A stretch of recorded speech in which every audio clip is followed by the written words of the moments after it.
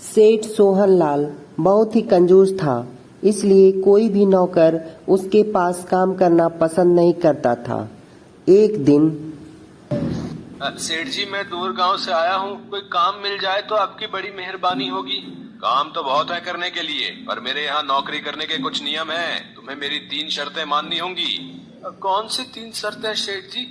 देख, मेरी पहली शर्त है कि दिन भर तुझे एक ही समय भोजन मिलेगा। मेरी दूसरी शर्त है, पूरे 1 साल तक यदि तूने मेरे किसी भी काम को करने से मना किया तो मैं तेरी पूरे साल की आधी पगार काट दूंगा। और मेरी तीसरी और आखिरी शर्त है कि मैं तुझे कभी नौकरी छोड़ने के लिए नहीं कहूंगा, पर तूने खुद ये नौकरी छोड़ने के लिए कहा तो तुझे अपने नाक और कान कटवा कर यहाँ से जाना होगा। मुझे आपकी सारी शर्तें मंजूर है, मैं ये नौकरी करने के लिए तैयार हूँ। रघु सेठ सोहनलाल के घर नौकरी करने लगता है। सेठ रघु से सारा दिन काम करवाता और शाम को ये ले रघु, तेरी भूसी की रोटी और घास की सब्जी। सेठानी जी, मैं ये भूसी की रोटी और घास की सब्जी कैसे खा सकता हूँ? बेचारा रघु चुपचाप वही खाना खा लेता है। सेठ सेठानी दोनों मिलकर रघु के सीधेपन का बहुत फायदा उठाते हैं। रघु, ओ रघु, अब तक कुएं से घड़े भरकर नहीं लाया, सारे घड़े खाली पड़े हैं। काम चोर, सारा दिन इधर उधर घूमकर खाली समय बिताता रहता है। रघु, अगर तूने काम ठीक से नहीं किया तो तेरी पगार काट कर देने में मुझे देरी नहीं लगेगी। मैंने तुझे पहले ही कहा था कि मेरे किसी काम को नहीं किया तो मैं तेरी आधी पगार काट लूंगा। पेट भर भोजन न मिलने की वजह से रघु दिन पर दिन बहुत कमजोर हो गया था, पर अब उसे ये तसल्ली थी कि अगले दिन उसका 1 वर्ष पूरा होने वाला है और वह इस मुसीबत से छूट जाएगा। पर रघु ये नहीं जानता था कि सोहनलाल बहुत ही कंजूस है। वो 1 फूटी कौड़ी भी किसी को नहीं देता है।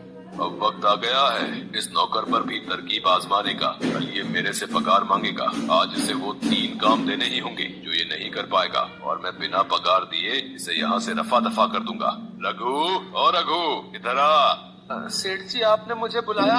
रघु, मैं तुझे 3 काम दे रहा हूँ जो जरूरी पूरे करने हैं, क्योंकि कल तेरा 1 वर्ष पूरा हो जाएगा, फिर तू भी यहाँ से चला जाएगा तो मैं ये काम नहीं करवा पाऊंगा।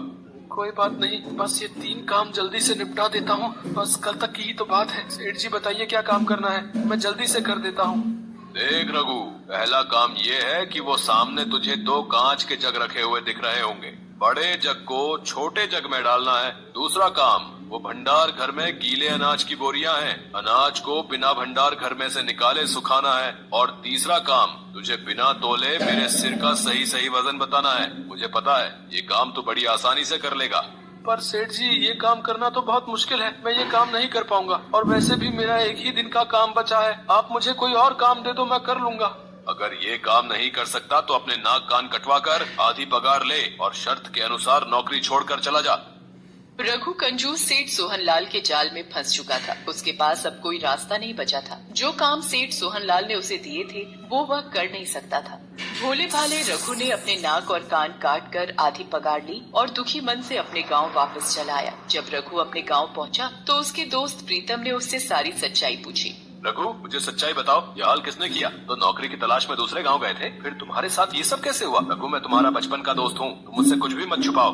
रघु अपने मित्र प्रीतम को सारी बात बताता है, जिसे सुनकर प्रीतम गुस्से में आग बबूला हो जाता है। वो रघु से कहता है, रघु मेरे दोस्त, मेरे भाई, तुम बिल्कुल चिंता मत करो, मैं उस सेठ सोहनलाल को सबक सिखाकर ही वापस गाँव लौटूंगा, ये मेरा वादा है। प्रीतम रघु के गले लगता है और सेठ सोहनलाल के पास चल पड़ता है। राम राम सेठ जी, मेरा नाम प्रीतम है, बड़ी दूर से आया हूँ। आपके बारे में सुना, आप बहुत ही अच्छे इंसान हो। मुझे किसी ने बताया था कि आपको नौकर की जरूरत है, मैं नौकरी करना चाहता हूँ।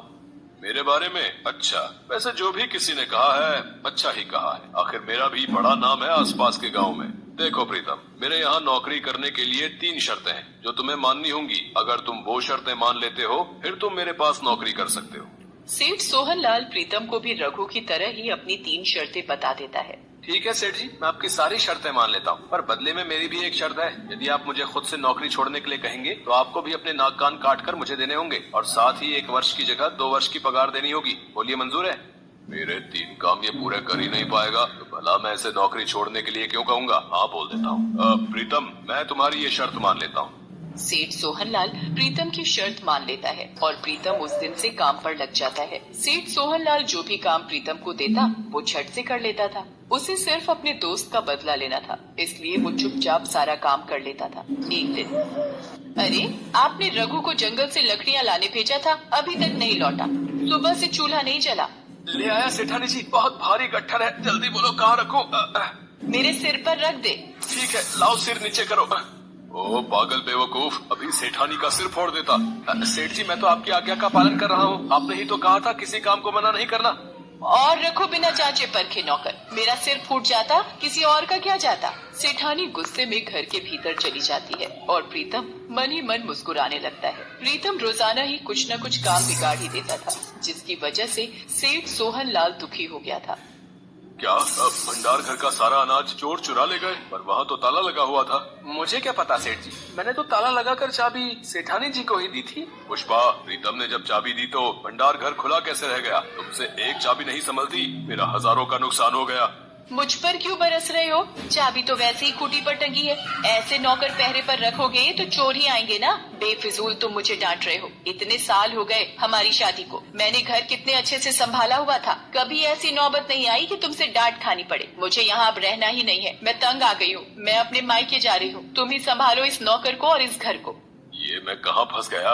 अब मैं इसे नौकरी से निकाल भी नहीं सकता। मुझे इसे वो 3 काम देने ही होंगे जिससे ये नौकरी छोड़कर खुद ही चला जाए। बस यही 3 काम करने हैं ना सेठ जी? ये पहला काम मैंने कर दिया है, बड़े जग के टुकड़े करके उसे छोटे जग में डाल दिया है। अब मैं अपना दूसरा काम करने जा रहा हूँ। मैंने इसे ये क्यों नहीं कहा कि जग को बिना तोड़े ही डालना है? इसने तो जग को तोड़कर छोटे जग में डाल दिया। ये तो मुझसे भी शातिर दिमाग निकला। ये तो कुछ टूटने की आवाज आ रही है। अरे प्रीतम, तू ये भंडार घर की छत क्यों तोड़ रहा है? सेठ जी, भंडार घर में धूप के लिए रास्ता बना रहा हूँ ताकि अनाज सूख जाए। आपने ही तो कहा है कि बोरियों को बिना बाहर निकाले अनाज सुखाना है। अरे कहाँ से तुझ मूर्ख को मैंने नौकरी पर रख लिया? उतर जल्दी से नीचे उतर। अब कहाँ जा रहा है? चाकू लेने जा रहा हूँ सेठ जी। चाकू किस लिए? कैसी बात करते हो सेठ जी, आपने ही तो कहा था कि बिना तोले आपके सिर का वजन बताना है, तो इसके लिए मुझे आपका सिर काटना होगा ना। अब मुझे ये काम तो पूरे करने ही होंगे ना। अगर मैं इस काम को पूरे नहीं करूंगा तो आप मेरी पगार भी काटोगे और मेरे नाक कान भी काटोगे। अरे मेरे बाप, मैं तुझे खुद इस नौकरी से निकालता हूँ, तू अभी इसी वक्त चला जा। सोच लो सेठ जी, अभी मेरा 1 वर्ष पूरा होने में 5 दिन बाकी हैं। आपको मेरी कही शर्त याद है ना? हाँ, मैं अपने नाक कान काट कर अभी तुझे देता हूँ। और 1 वर्ष क्या, मैं तुझे 2 वर्ष की पगार भी पकड़ा रहा हूँ। तू यहाँ से चला जा और मेरा पीछा छोड़ दे।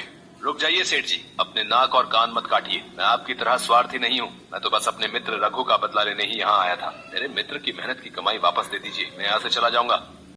सेठ सोहनलाल शर्मिंदा हो जाता है और वह रघु के बाकी के बचे पैसे और प्रीतम की 1 वर्ष की पगार उसे दे देता है, जिसे लेकर प्रीतम अपने मित्र रघु के पास खुशी खुशी लौट जाता है।